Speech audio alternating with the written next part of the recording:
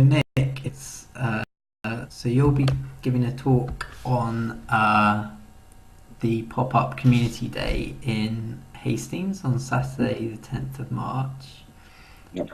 and you're coming down from Stroud, hmm which is a place near Wales, and you're an author of quite a few books on masculinity, rites of passage, and you've Yeah. done work with women, relationships, shamanic work, storytelling, and lots of creative aspects. So, could you give us a little insight into what your talk's going to be about and Yeah. Yeah.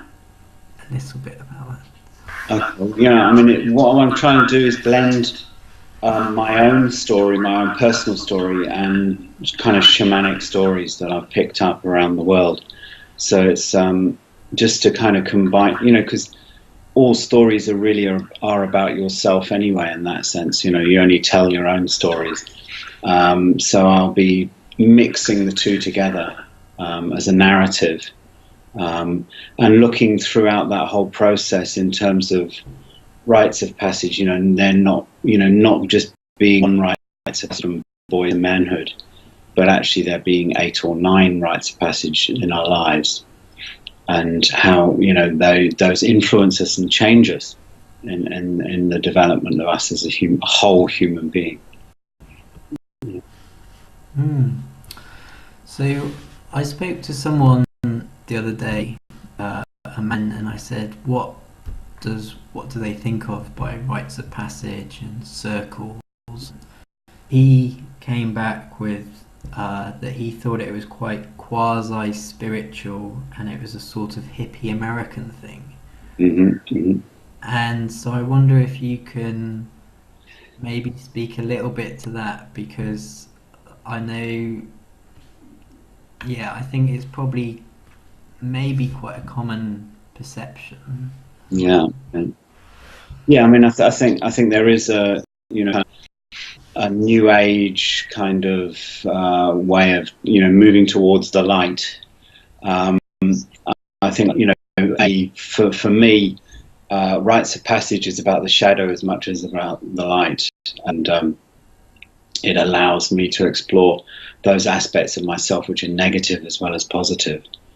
And then what really rites of passage? I mean, everybody does rites of passage, even those who have no spirituality in their lives, have hatred of New Age or whatever. We all do rites of passage, and we are all in rites of passage at any given time in our lives. We just don't call it that. We kind of go, oh, I'm unhappy with the job I'm in at the moment. I'm looking for something else that challenges me maybe a bit more, where I can put a bit more of my heart and soul into my job, and gain something from it. Or I've just become a father, the challenge of becoming a father, how that's going to affect my life, how I need support maybe from other fathers who've been, through the process. Those are rites of passage. There's a classic rites of passage. You're unhappy with something, or something's disturbing you, and you want to get change. You want to change, and then by changing, you'll actually learn something new about yourself, and also be helped by other people.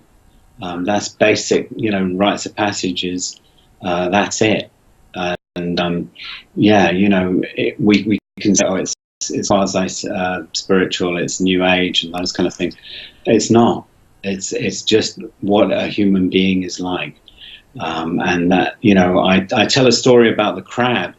The crab grows and grows and grows inside its carapace, inside its shell, until it gets too big for the shell. And then it crawls under a stone and it loses that shell and creates a new one. And that's a rites of passage. That's what we all do. At some points in our lives, we crawl under the stone and we go, I want to change. I want to change. And if you don't do that, then you have mental health problems, then you have physical problems, you have all